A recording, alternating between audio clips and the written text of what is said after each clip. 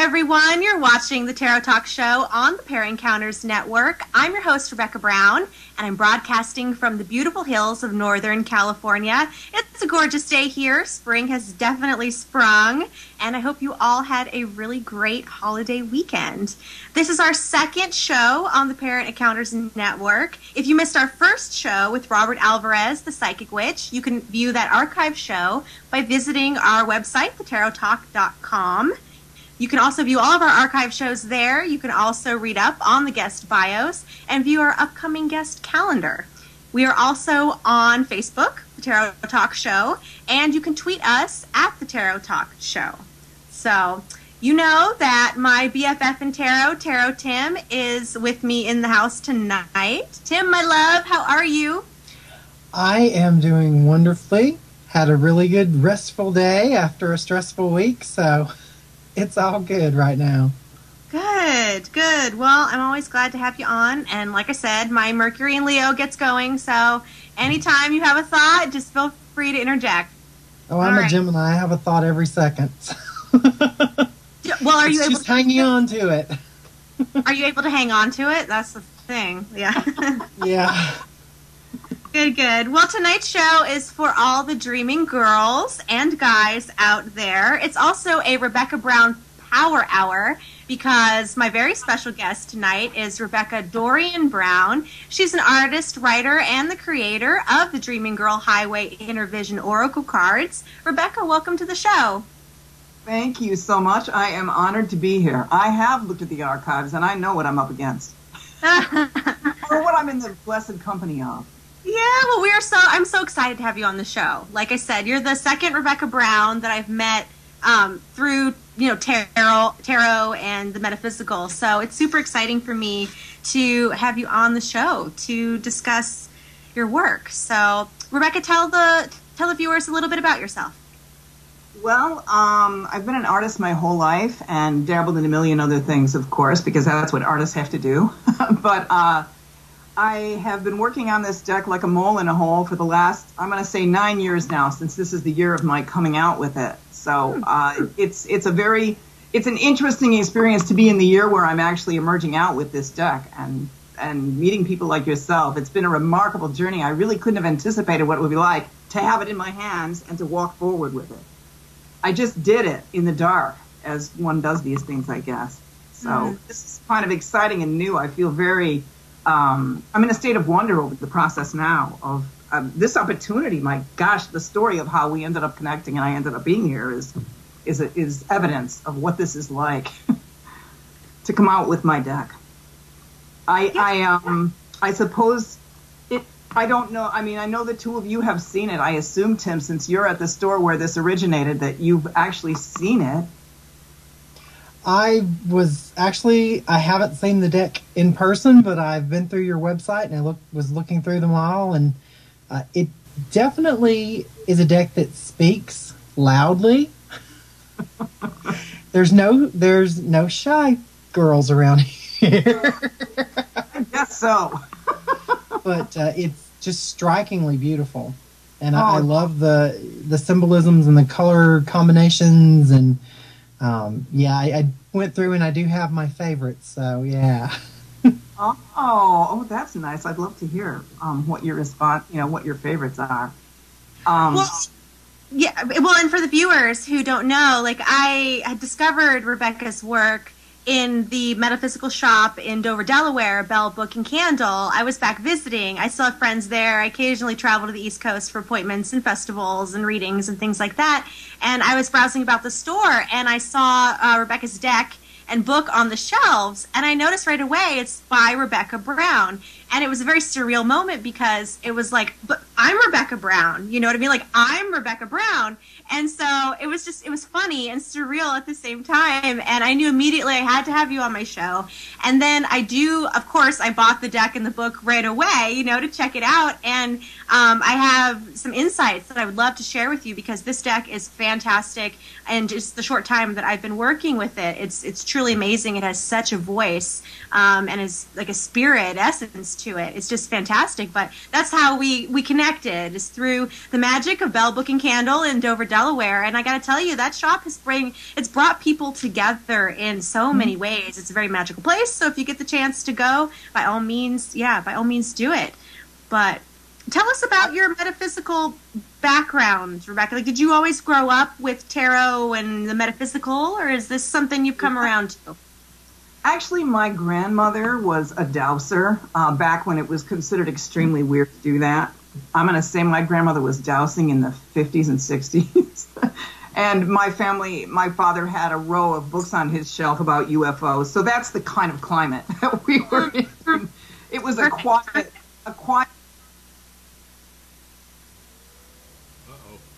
In the authentic. So that's basically it. But my metaphysical journey actually came with a, and it takes sometimes something kind of harsh to really throw you off the path. It's very comfortable to stay on the path of life night sometimes, but sometimes you have to get thrown into an adventure, and my adventure led me into a spiritual life, which I'd always been seeking, because the path of art is a seeking path too. So I was on this, at my age, you've had so many different challenges that to develop yourself. And I couldn't really begin to tell you how it led to this deck. All of a sudden, one day, this deck began to come out, and I really didn't recognize it right away. Friends recognized it. One of my very dearest friends sat down when I first had this art. I had a couple of these done, and they were just something I sort of had a need to do. I had been doing exercises for the sake of learning graphics, and then I started doing these images, and my friend sat down in front of my computer and cried. Yeah. You found it, your voice. I'm like, I did? But then they really, with a little permission, then they just flowed out. It was just hundreds of them came out, so. Well, it's a very distinctive voice, I think, and we'll get more into that, later on in the show, absolutely. But what I wanted to lead off with is what I lead off with every guest is, in one word, what do you feel lies at your core as a reader? Because you're an artist and a writer or a creator, but you're also a card reader, and I think that by asking this question of the guests, it's really brought up a variety of insightful responses, and I feel that it's really kind of shed some light on what it means to truly be a professional and a reader in this field, and I feel that it's also helpful for the people listening to really keep these words in mind, when it comes to looking for a reader, for someone. So, Rebecca Brown, in one word, what do you feel lies at your core as a reader? Service. Service is my word. I love that. Because service is a state of yielding your ego and being allowed to be led for the purpose of caring for others. And it's a state of being cared for by God yourself, by spirit, however you may call it. It's entering into the bliss and the heart of love when you go into service. And turning over everything and allowing yourself to flow with what is beneficial and healing for others. Yeah. So. I love that. Beautiful. I think that's a great word. Yeah, we've had all kinds of answers, and no one has said service yet. And I feel that absolutely that's a big part of what we do. And I think that your art really speaks to that. So let's talk about your deck, the Dreaming Girl Highway Inner cards, available now on dreaminggirlhighway.com. So creating a deck, and then birthing the deck, bringing it into existence is no small feat. So tell us about your inspiration. I know dreaming's kind of in the name. Was this like a dream, a vision for you, or how did it kind of come about? Well, I wanted to find the essential feminine form for myself, and I like the idea of that my image, which is really extremely stylized. It looks like a horseshoe magnet in a triangle with a dot on top with two little sticks. It's very, very stripped down. There's nothing really feminine about it in a way, but it's sort of like, I have an art background and I had all the history classes, and I know what is considered to be the feminine in symbolic terms. It's usually some reference to the fertility the bowl, the nurturing, the breasts, and things like that. But mine is probably my own. It's my experience of the dream itself. It's like the dream is the experience of the non-ordinary that we it's kind of our access to the other realm in a way. The dreams we have sleeping are they're a part of that, and they're maybe even our first real experience, full experience of the other realm while we're in our incarnated state. So to me, it's a bodiless body. It's a dream body. When you dream, your body changes. Your age changes. Your face changes. You don't have a face. You're bodiless, but you're present. So I was just thinking about those ideas when I came up with my stripped down form. I realized as I was doing it that I really wanted to try to develop an alphabet made out of the primary numbers of the human experience. That is what I wanted to do with this. I love that. Yeah. And so what do you feel the Dreaming Girl philosophy is? Like the philosophy kind of behind the deck? I know you touched on it a bit in your bio. To me, I'm trying. Well, my goal as a healer, as a reader, if I can say that, is integration. We enter the yang realm, we enter the physical realm, and we have to adapt we all have to adapt and learn gravity is non-negotiable, things like that. All of the attributes of the physical realm command our attention. Yeah, we were talking about before. Yeah. And then we have to go back and remember or rediscover the magical, creative, lyrical, playful child self. So that's the girl in my title, Dreaming Girl. The girl is the essence of your feminine nature that we all have. Mm-hmm. It is this playful, light, completely creative kind of life essence. So that's the girl, and the highway is your willingness to step into that and make a landscape for yourself of your other experience, to bring that back into yourself and to make it the 50% that's represented in the yin-yang. It ain't a 20-80, it's a 50-50, and that means that half of everything that we are is non-ordinary, our imagination, all that stuff.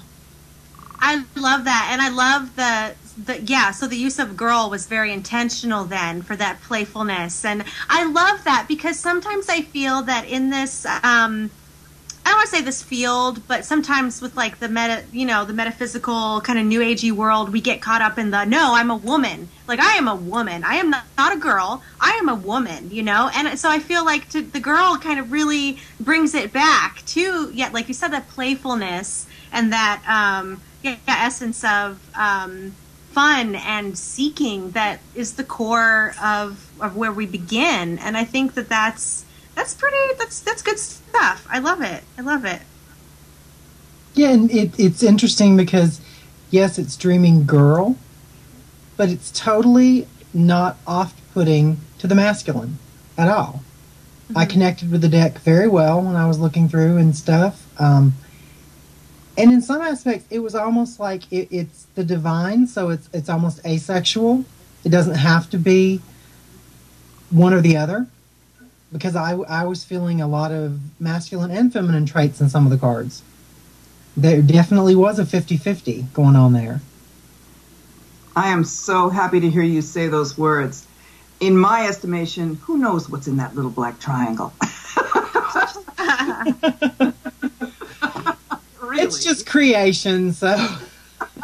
I love that. Yeah, I love that. Well, I had a thought and I lost it. What was I going to say? Oh, and what I love about your deck, and there's a couple others that, they don't immediately come to mind, but they're there, just other tarot and oracle decks, your deck, where you can really see yourself in the cards because they are faceless. They are, they have no ethnicity or race, like you can see yourself in that card. And I really love it when that happens, like when the deck artist does that. And I think that it's great. I was actually, when I was going through, Tumbling Down just grabbed me. And, which is number 11. Mm-hmm. And Rebecca doesn't know, we were talking before, she doesn't know the song, but you might. when I'm looking at it, I kept hearing "Stumbling In" by Susie Quattro. If you remember that from back in the day. I don't know. You have to sing it. YouTube it when we're done, because YouTube it. It's really about. It's about love, and it's about. It's not safe and sanitary, and it's just, you kind of just have to let yourself roll with it and go. And I was very connected to that. It's a beautiful image, also. Thank you. I love so much to the definitions and breadth of the cards to me. You just gave me a wonderful idea about that card. The card's just evolving. Yeah. I'm sorry, it's about what? No, I said he gave me something wonderful for that, a wonderful take home for that card. I can't wait to write the revised book, including these great responses. That's great. It's so interesting when you create something like that, and other people get something completely different than what you had in your mind when you did it. I think that's always beautiful. And, 3 people can look at a picture and you have 3 different definitions. Well, and because these readings should be about the person who perceive it. That's, it's your intuitions that create the reading. So, yeah, that's your story, is this free fall, this kind of pleasurable ride. Well, and on that note, I noticed that you call it the Dreaming Girl Highway Inner Vision cards. It's not the Dreaming Girl Highway Tarot. It's not the Dreaming Girl Highway Oracle. It's Inner Vision cards, which I feel speaks to what you just said, because Tarot and Oracle kind of sheds a divination kind of light on it. But what you've done, with Inner Vision is really make the cards for the person and what's going on. Speak to that. I'm like, so speak to that. How it's different in this way. Yes. Well, I'm going to use the box quickly here. On the box, you can see the reading, which is really about that. I'm sure, Rebecca, you've noticed because you have this box. I do. Right here is the reading layout. There it is. And I created a chakra layout because I want this as close as I can get it to the querent, just in them, because I love it. The chakra points are the points where this is so beautiful. I love the layers of this as I discover them. Well, and this really quick, this is the poster behind you, correct? It is. Yeah. Okay. Awesome. Okay. So the chakras are the places where where the non-ordinary body intersects the physical body. They are the concentrations of energy that happen where spirit intersects form. That's where I want the information to go when you're reading. I want them to be in you. I want you to embody them. Yeah. So, yes, I want this to be as deeply personal. And I always have my client shuffle the deck, and I tell them I am the guide that is drawing your vision into, integrating it in. And integration would have been my second choice of a word that describes what this is, because we don't want to just bring the feminine and be all about the feminine. 50-50. We want to get the dialogue between the feminine and the masculine within us to make us perfect and whole. We're the gateway to creation. Form is a beautiful, amazing thing, and spirit integrated into it is what connects us to the divine. Oh, I love it. Yeah, walk us through the chakras that you have, because, like you said, you want to integrate this into the body. The first one you lay down is the story card, which you place on the solar plexus. That's the overarching story. Like you could draw a spiral out from that and touch all the other points. And the next one you put is the one that's right over your head, which is the transpersonal point, which is where life comes into the body by many spiritual disciplines. The monks, the Buddhist monks believe that life comes in through the crown, and it's also in mystical Christian traditions that life comes in through the crown. The halo. Mm-hmm. That's right, the halo. The halo it's like the holy orifice or whatever, isn't it? So life comes in on point number 2. So that's the connection to source card. The third position is the third eye, vision or sight, or your extraordinary perception, that which you are focused upon. And the fourth card is your throat. Now, this one got me because I knew there had to be a throat card, but I hadn't a clue when I did it how it was going to be revealed. Now I know what it is, which is awesome. But I had to trust this and then discover it. So the throat chakra is the communication and the authority and the authorship, but it's also for the feminine. You know, when the feminine or when women or when people who are in a feminine energy bring something in, they talk about it. They noodle about it. They start to imagine it and bring it into what I call a preformed state, and then they bring it into the world of form. So I call this the preformed card. This is the card where something is up and you're thinking of bringing it in, type of a thing. Or it can literally be a communication in the real world, and that is where, you know, you look at the entire story and you begin to see what the nuances are and which thing is how to interpret it. The next one, I love this voice. That I've got something to say, and I'm going to express myself. You know, and I love that. And I think that, especially for girls, women, the voice is so powerful. It's a tool for procreation. You know, it is how we bring things in. To me, that was like, God, it's true. We do. Yeah. But men can be totally balanced in the feminine and do that too. Yes, and so 5 is the heart. We all know what that one is. 6 is the belly, and that is balance and wellness. And the interesting thing about that card position is I used to think, does that mean that this is an imbalance? It can mean anything, but I mean, it's anything that has to do with balance and wellness. But what it has been in a number of situations that was surprising and marvelous to me was that it means that something that might look challenging is something that the individual thrives on. Not everyone would be able to thrive on a challenge like that, but they need it. It's the meat and potatoes. It's their vigor. It's what they like. Well, it's their core, because I know on my box 6 is like the core, and you know I asked you what lies at your core, so it's like what you're pulling from, what you're drawing from, what the root of it all, really. And I feel like in tarot terms, that's the Sun tarot card to me. It's the Ace of Pentacles. Like it's that solid core that kind of resides in you that you pull from, and that's where your light comes from. So I love that. That's true. That's the heat radiating center, isn't it? And then down below is the root or foundation or physical environment kind of card. I consider the foundation, identity, or it could be your environment, you know. And then these are 2 that I knew I wanted to have them, but now it was marvelous to me that there is a symbol language of the hands. That in Christianity, Jesus sits on the right hand of God because he's drawing spiritual energy through the left hand.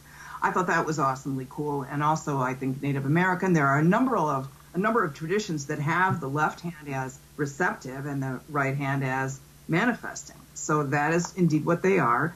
Left, it can be receiving, it can be willingness or attracting, and right can be shedding, getting rid of, manifesting, creating, putting something out there, or making a definite choice about something, that kind of thing. And the 10th card is my card, which I have to be redundant about to people. They just cannot imagine that I really mean that they're supposed to look at the cards and intentionally pick one out. But then when they realize they get to do that, they get very excited. But that's a new thing that I took a chance on, was to make. And the reason that's become increasingly important in my readings, because that is the point where they take charge of their story. And then they want to pick 5 or 6, but interestingly enough, it does end up being 1 that they settle upon for that influence. I love that. Yeah, because then the reading becomes about, like, what do you want? What do you want to see? What do you want to create? What do you want to be? Yeah, I love that. Yeah, mindful medicine. Mindful medicine. Or if they see a card that is a little scary to them in the reading, even though I always interpret for the highest good, and there's always a transcendent meaning to every card of the deck. in any position. But nonetheless, it can be quite challenging, and it can feel that a little, on that. But when that will be where they place their mindful medicine card. If this is the card that makes you feel uneasy, temper it. Bring something to it. Bring water G in it. Is it too hot and too scary to you? Cool it with a water card, or put some green mother energy in, because she loves you all the time. She's going to love you right through. Yeah. That kind of thing. I have to tell you, I love this reading. I love the whole thing, and I'm a Reiki master also, and the whole spiral. I'm absolutely on fire right now just looking at the reading. I'm definitely going to have to incorporate this into my practice, because that's a beautiful reading. I love it. It definitely has a flow to it and an energy that's working with the universe as opposed to against the universe. Or merely being a spectator, I think is a piece of it also. Yeah, if you're taking them and being close to the cards and integrating them in that way, I think that's really beautiful. So, Rebecca, was there a card that you really was difficult for you to create? And, well, did you always know you wanted 78 cards in the deck, I should say? And then was any one hard for you to really get right? Oh, probably about 78 of them. But no, some of them were more simple. I don't know why some of them were more simple than others. But, there was one I wanted to do, and I was wondering if it was my ego or my issues. This card right here, I wanted to do this so badly, and I thought, it sounds so frivolous. But it ended up being very, very meaningful, and that is cake. Cake sounds like a food issue, doesn't it? Cake. But in fact, I realized that this is a great symbol, this big fancy cake, and she's on top of it there with her spark. Is a giant cake. What is taking place is a hierarchical power shift in the tribe. Every time there's a big cake, tribe gathers, people spar, they negotiate, leadership changes, support changes. Tribes can be broken apart by cake events, or they can become stronger. But people change rank when there's a cake. So that was an interesting story. It wasn't a difficult card to do. It was really just nothing but fun. But the overall, as I did the cards, finding the story in them and discovering that there was more connection than I realized between them, it sometimes changed the individual cards. Is that your dog that I heard? Oh, that's not me. Okay. Some critter. Maybe it's ghost. There's a ghost. Is there any particular cards you have a question about, or a thought on, or anything special? Is there anyone in particular that you have had kind of a challenging relationship with? Because I know I asked that of the tarot deck artists that I have on. Like, is there one card that you have a challenging relationship with, or something? Because I know Tim and I, we've both been kind of open about what our challenging cards are for us that we're having trouble working through at this point in our lives. So I was wondering, is there for you any one card that you had kind of an interesting or challenging relationship with?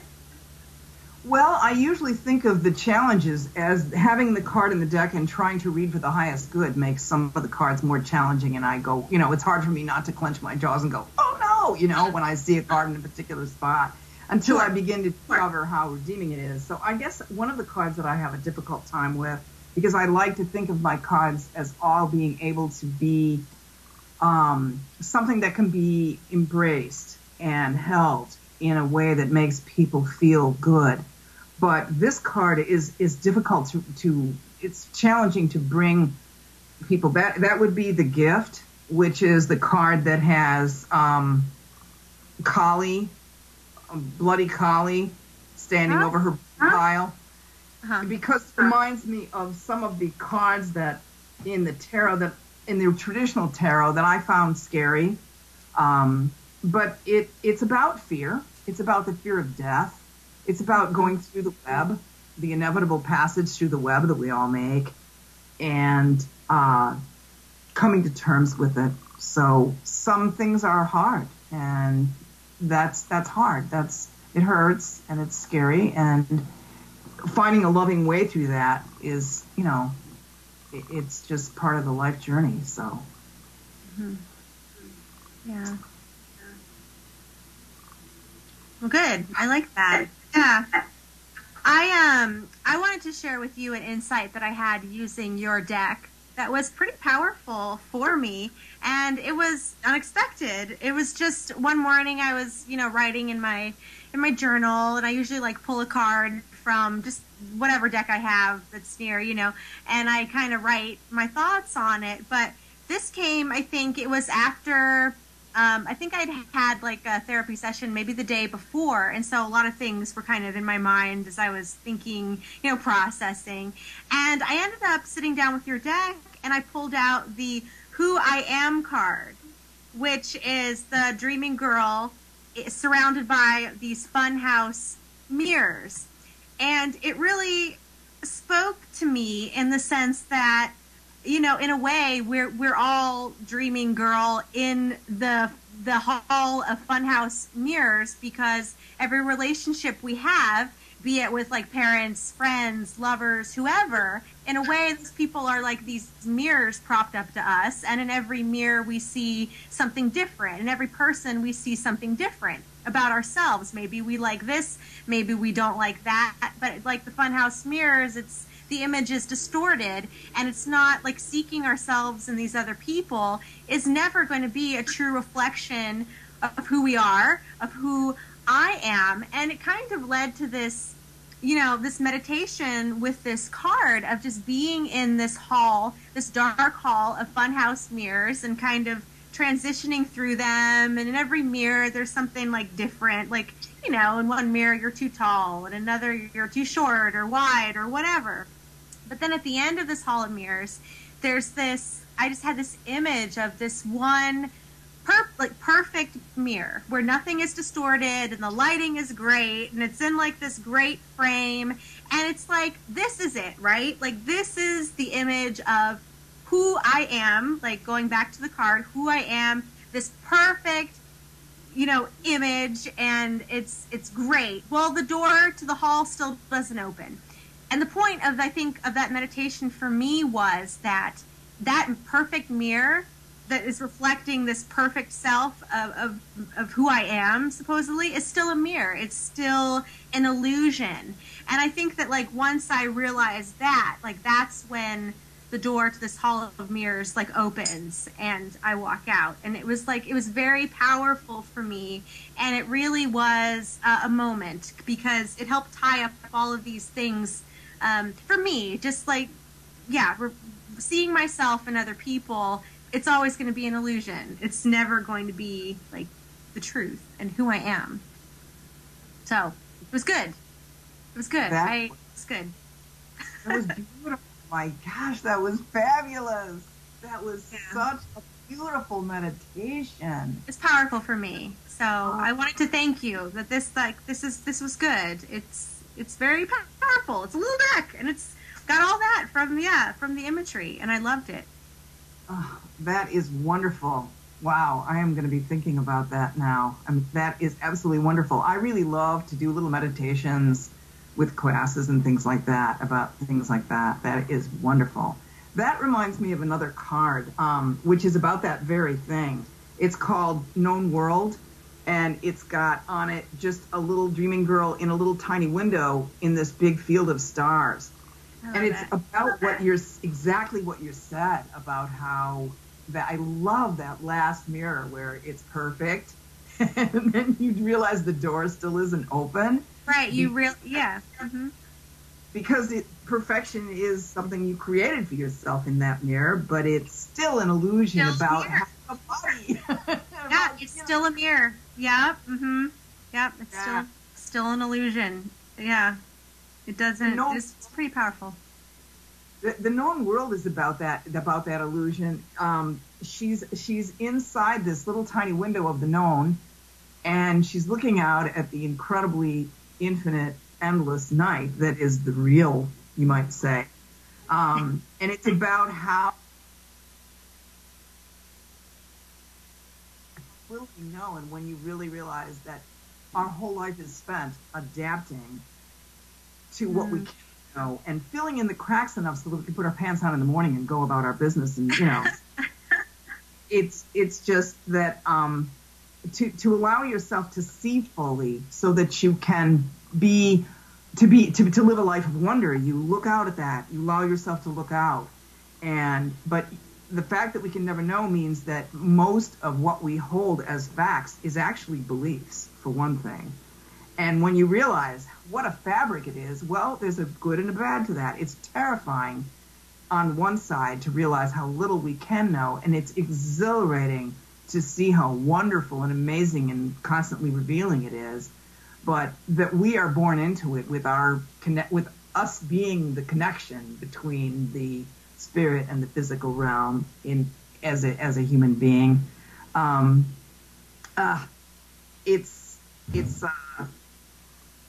That's where we take the path of self-compassion. It's self-compassion and compassion that enables us to keep our eyes open to all of that, and to be available to the new, and to realize that it's all going to be different and new all the time. So that's what spurs us on to the path of love, is to be able to live with that. Something like that. Known World was actually one of my favorite cards when I went through. I wrote down 6 cards that spoke to me, and that was like the third one. Wow. What were your thoughts? It was, to me, it was like being in the center of the universe. It's like you are totally connected to everything and everyone, and while you have the essence that is you, all of those stars are different aspects that are available if you're just willing to like open that window and let them in. It was beautiful. And the blackness doesn't scare me. It's inviting to me. That is wonderful. I love that. That's very magical. What else, Tim? What else was on your list? Actually, the first thing that really caught me was Labyrinth. Oh, I love that one. Labyrinth and Search both really spoke to me together as like a team, because it is like the journey that you're on through this magical realm, and you're looking for something, you're searching for your truth. And then, of course, the tumbling down, which is just like, let go and let it happen for me. Like, those three work very, very well together for me as a trio. Because if you trust the experience and the journey, sometimes it's nice just to let it happen and not be so fearful and put up these walls and blockages. And I think that this deck is a wonderful tool to allow you to address those fears and move beyond them and let that truth speak for you. So this is definitely on my list to get. It's beautiful. And thank you for sharing your gift with us. Thank you for bringing your insights. I was so overawed when I listened to you to talk to your other guests, at your knowledge and your insights. I was blown away. And now to have you bringing them to me, they are definitely going to be going into my teaching. The way you tie those cards together made it like, oh my gosh, that's wonderful. You're allowing yourself to open your mind to the beautiful constellation that's open to you. You're trusting in your path, and then you're flying along because of this. You're allowing yourself to be moved along and trusting to the elements. You make it into a wonderful connection. Well, you know what I think is funny for me with the Who I Am card that was so powerful for me, and I got so much out of it. That's card number 14 in your deck. And in tarot terms, Arcana 14 is the Hanged Man, who I have been very vocal about having. Yeah, Tim's laughing. Yeah. who I've been very vocal about, since the show started. Like, I hate the Hangman, because he keeps coming up, and he keeps, like every reading, it was my birthday year reading, it was the Hangman. Every reading, he's front and central, and even with your deck, this is card 14, the Hangman. But, it really made sense to me, because I feel that the Hangman in the tarot is very much about, I've got my numbers mixed up again, don't I? Hangman's Arcana 12. I did it again. What is wrong with me? I did this last week. I got to make my numbers mixed up. Because it's Hangman, Death, Temperance. Okay, so this is Temperance. Okay, never mind. But I still feel it's, it's within that vein. But, yeah, Temperance, the contemplating, and well, that's also balance, just like the Hangman is all about balance. Well, it's connected for you somehow. It's connected for you because that card is a state of kind of suspension. She is hanging in that card. She's stuck in these lies about who she is, because there are other people's ideas of who she should be, and she's lost. She's a little bit lost. The Hanged Man is a state of suspension, right? Yes, I think we're getting there. Okay, so we're getting there. That's what I was getting from this. Yes, the state of suspension before the transformation. Like I said, being in that suspended state in the Hall of Mirrors before the transformation, before the door opens and you walk through and you're not the same person after that realization. Like, yeah, okay, so got it. All right. We got there. We got there with a little help, We're good. So us Rebecca Browns all. This is so embarrassing. Like, I know what I'm talking about, I swear. And here I've got second show messing up my numbers. Yeah, but this was good. It really spoke to me. A Hangman lesson for sure about being in the suspension, really reflecting on those lessons and who I am. I feel like that's definitely, one of the messages of the Hangman. So speaking of the Hangman, I think, if I'm not mistaken, and I can't find I have your book, but I couldn't find it in the massive piles of mess in this office. But I thought in your book, when I was reading it, that in a couple places, I thought you made a reference maybe to some tarot. Is that true? Like, there's a little bit of tarot woven into this? Oh, yes, absolutely. It is the father and mother of the language of the randomized divination. It's the deal, we all, those of, what can we say? You could say it's the Bible if you like.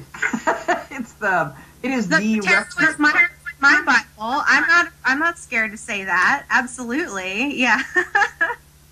No, I have many decks and have enjoyed reading from them through the years. Yeah. So what cards from Dreaming Girl Highway Intervision cards kind of pull from tarot symbolism and tarot archetypes for you?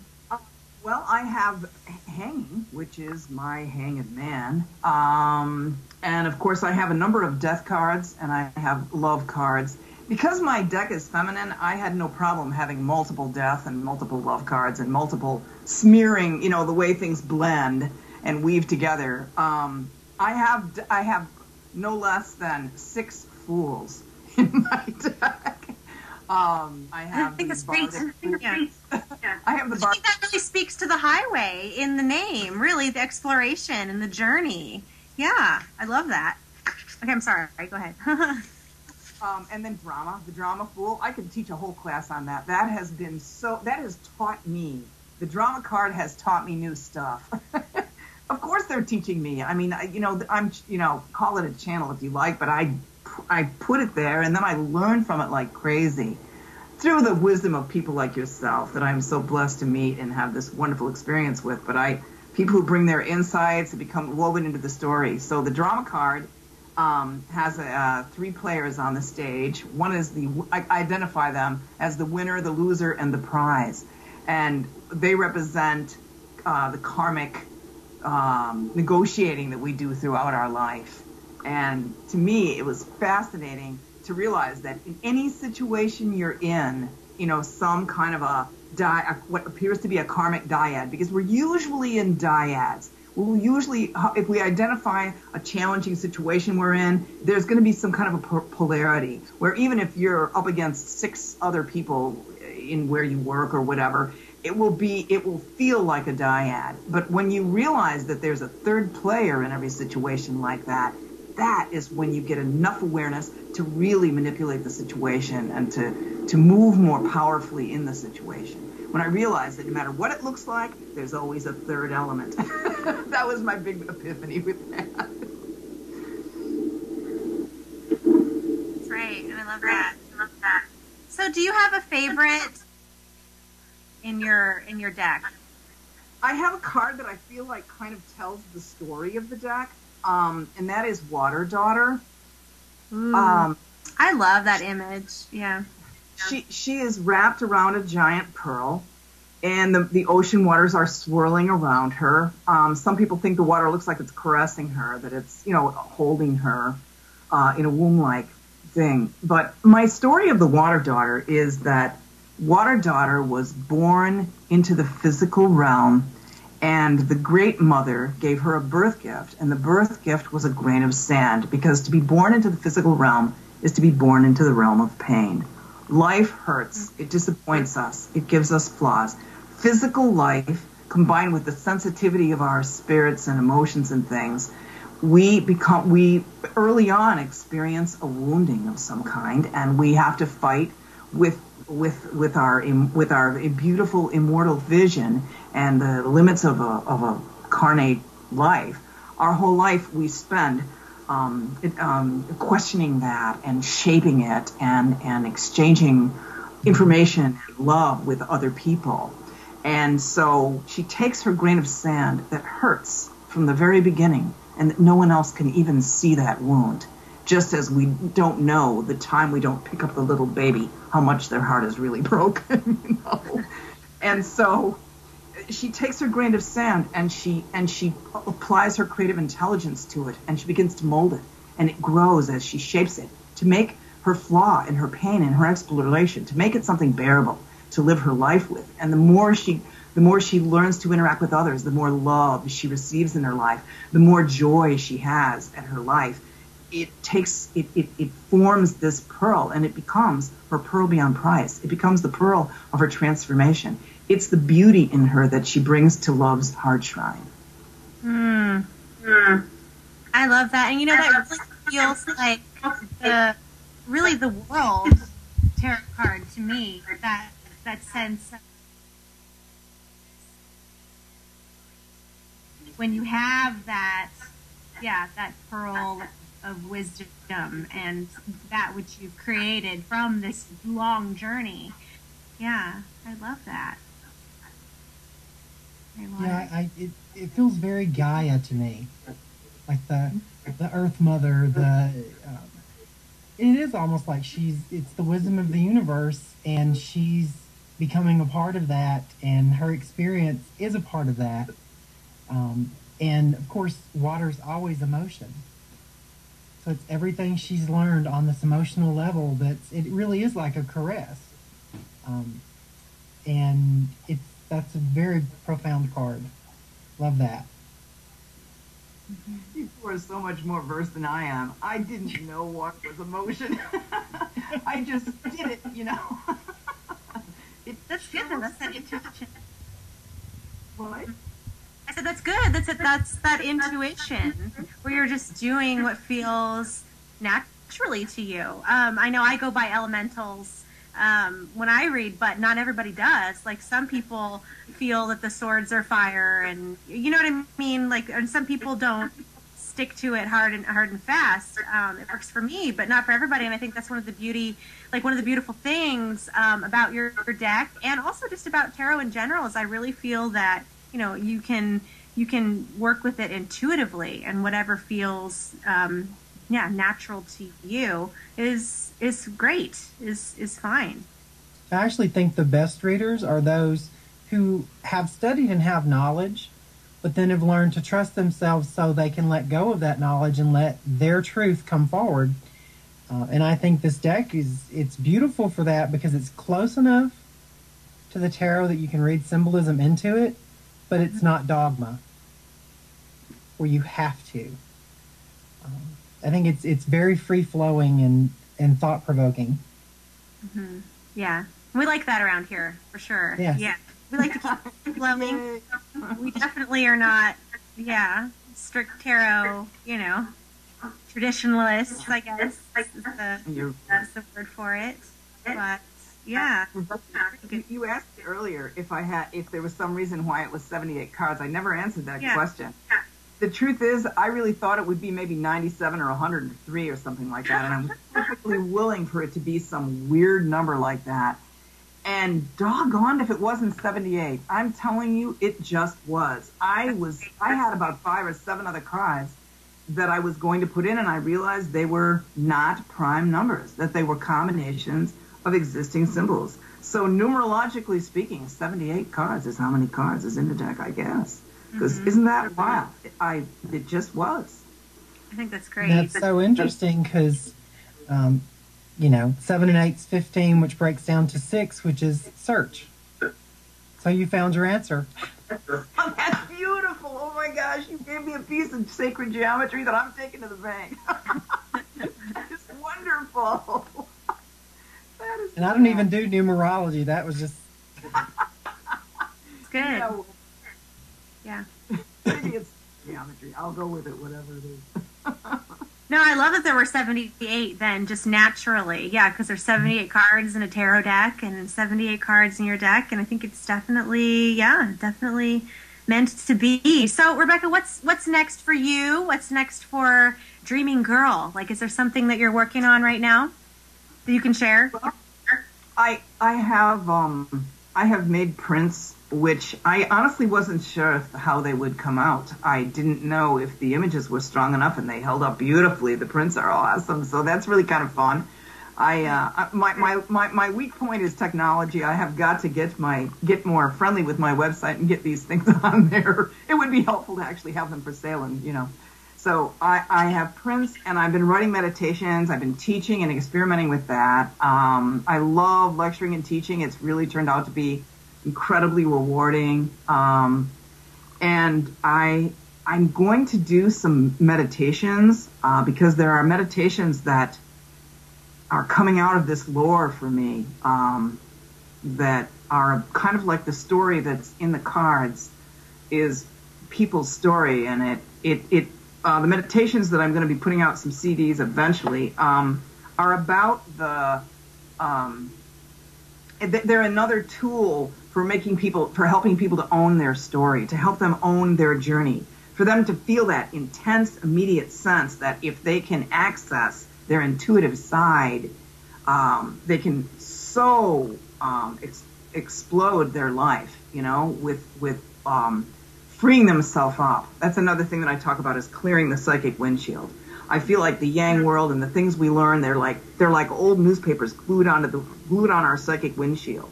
So there's things that restrictive thoughts, and I like to learn different ways of teaching people to release the restrictive thoughts, like the Yang idea that we have to have a huge plan in order to change our life. That's an example. We don't need a plan. We need an imagination to change our life. We have to imagine being able to change it and then step into that, and we don't have to write a business plan to change our lives. That's restrictive. What a restrictive notion, So I'm working on what kind of tools can I use as I expand my teaching and my presentations to make that more available, more immediate for the people that come to me. Because the people that come to me and love this deck are special people like yourselves, really. People that I'm awed by. Thank you. Yes, thank you so much. And I have to say, you have a great following, I have to say, because we have seen quite a spike in the Facebook likes since I started promoting you on the show. So again, thank you to your fans for supporting the show, supporting the page. We sure appreciate it. So, Rebecca, how can the viewers get in touch with you? They can reach me through my website, dreaminggirlhighway.com, and they can email me from there, and soon they will be able to actually call me if they wish to place an order by phone. Not yet. Right now they're going to have to PayPal me or send me a check if they want product, but they can certainly come there and find out what's going on, and I will love to hear from them if they wanted to comment or anything like that, it's my website for all of these things. And I am available at many stores in the Chicagoland area. I do readings out of a lot of stores here, most of them, in fact, know me or have product in my little tiny neck of the woods here in Chicagoland area. That is great. Yeah, that is highway.com website on thetarottalk.com, along with her bio, so you can read all about her.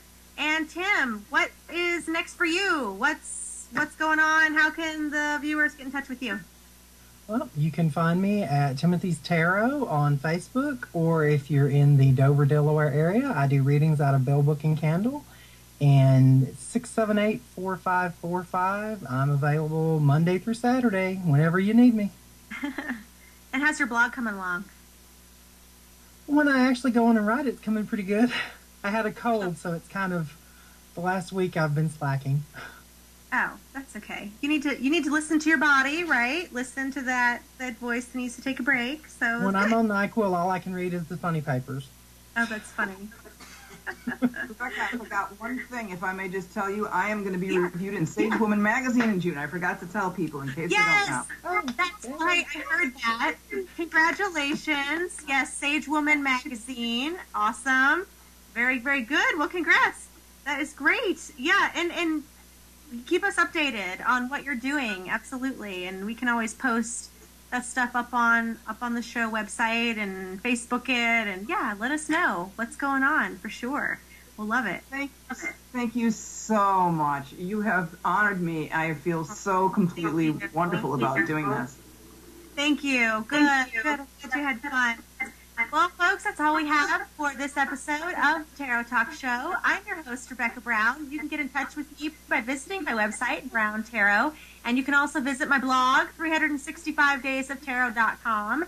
And, you can always email the show, the Tarot Talk Show at gmail.com, with your comments, questions, and general areas of inquiry. So shoot me a message. I would love it.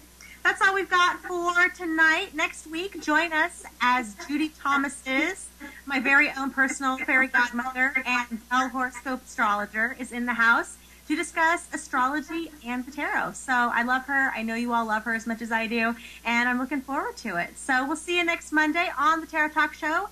So mote it be.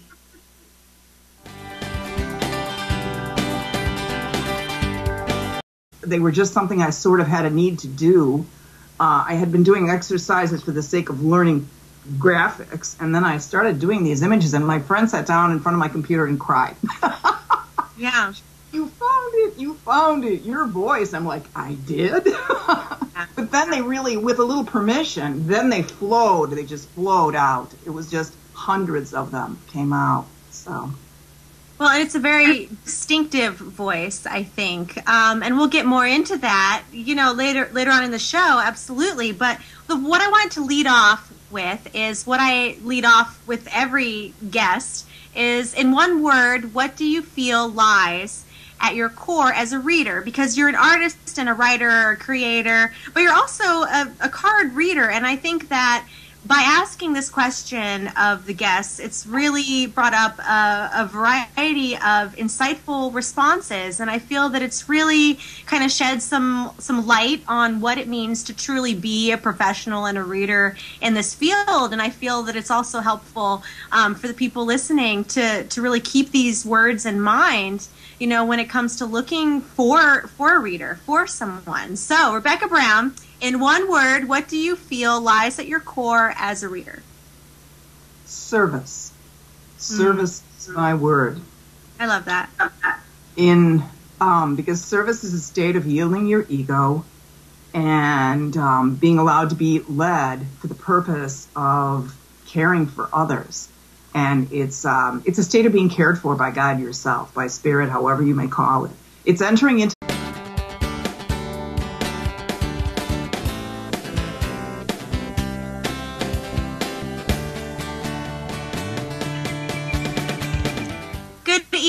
everyone. You're watching the Tarot Talk Show on the Pair Encounters Network. I'm your host, Rebecca Brown, and I'm broadcasting from the beautiful hills of Northern California. It's a gorgeous day here. Spring has definitely sprung, and I hope you all had a really great holiday weekend. This is our second show on the Pair Encounters Network. If you missed our first show with Robert Alvarez, the Psychic Witch, you can view that archive show by visiting our website, thetarottalk.com. You can also view all of our archive shows there. You can also read up on the guest bios and view our upcoming guest calendar. We are also on Facebook, The Tarot Talk Show, and you can tweet us at The Tarot Talk Show. So, you know that my BFF in Tarot Tim, is with me in the house tonight. Tim, my love, how are you? I am doing wonderfully. Had a really good, restful day after a stressful week, so it's all good right now. Good. Well, I'm always glad to have you on. And like I said, my Mercury in Leo gets going. So anytime you have a thought, just feel free to interject. Oh, I'm a Gemini. I have a thought every second. Well, are you able just hanging on to it? Are you able to hang on to it? That's the thing. Yeah. Yeah. Good. Well, tonight's show is for all the dreaming girls and guys out there. It's also a Rebecca Brown Power Hour because my very special guest tonight is Rebecca Dorian Brown. She's an artist, writer, and the creator of the Dreaming Girl Highway Inner Vision Oracle cards. Rebecca, welcome to the show. Thank you so much. I am honored to be here. I have looked at the archives, and I know what I'm up against. Or what I'm in the blessed company of. Yeah, well, I'm so excited to have you on the show. Like I said, you're the second Rebecca Brown that I've met through, tarot and the metaphysical. So it's super exciting for me to have you on the show to discuss your work. So, Rebecca, tell the viewers a little bit about yourself. Well, I've been an artist my whole life and dabbled in a million other things, of course, because that's what artists have to do. But I have been working on this deck like a mole in a hole for the last, I'm going to say 9 years now, since this is the year of my coming out with it. So it's an interesting experience to be in the year where I'm actually emerging out with this deck and meeting people like yourself. It's been a remarkable journey. I really couldn't have anticipated what it would be like to have it in my hands and to walk forward with it. I just did it in the dark, as one does these things, I guess. So This is kind of exciting and new. I feel very... I'm in a state of wonder over the process now of this opportunity. My gosh, the story of how we ended up connecting and I ended up being here is evidence of what this is like to come out with my deck. I suppose it. I don't know. I mean, I know the two of you have seen it. I assume, Tim, since you're at the store where this originated, that you've actually seen it. I haven't seen the deck in person, but I've been through your website and I was looking through them all, and it definitely is a deck that speaks loudly. There's no shy girls around here. I guess so. But it's just strikingly beautiful, and I love the symbolisms and the color combinations and. I went through and I do have my favorites, so yeah. Oh, that's nice. I'd love to hear what your response, what your favorites are.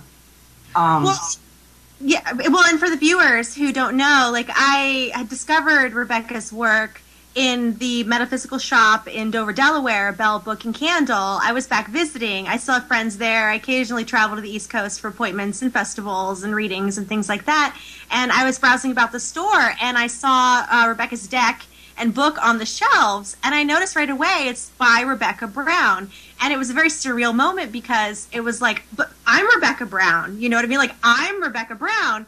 And so it was funny and surreal at the same time. And I knew immediately I had to have you on my show. And then of course, I bought the deck and the book right away, to check it out. And I have some insights that I would love to share with you because this deck is fantastic.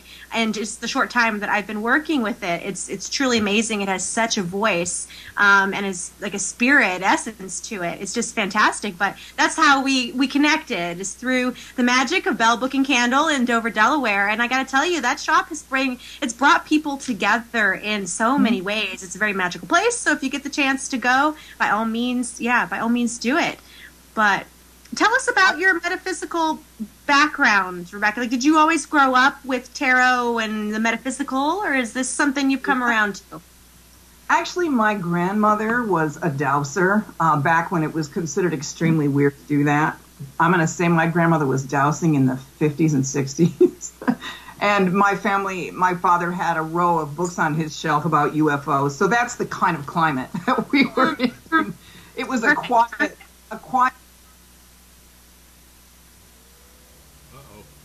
In the authentic. So that's basically it. But my metaphysical journey actually came with a,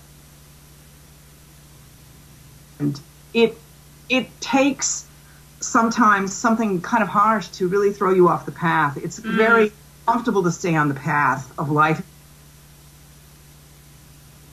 night sometimes, but sometimes you have to get thrown into an adventure, and my adventure led me into a spiritual life, which I'd always been seeking, because the path of art is a seeking path too. So I was on this, at my age, you've had so many different challenges that to develop yourself. And I couldn't really begin to tell you how it led to this deck. All of a sudden, one day, this deck began to come out, and I really didn't recognize it right away. Friends recognized it. One of my very dearest friends sat down when I first had this art. I had a couple of these done, and they just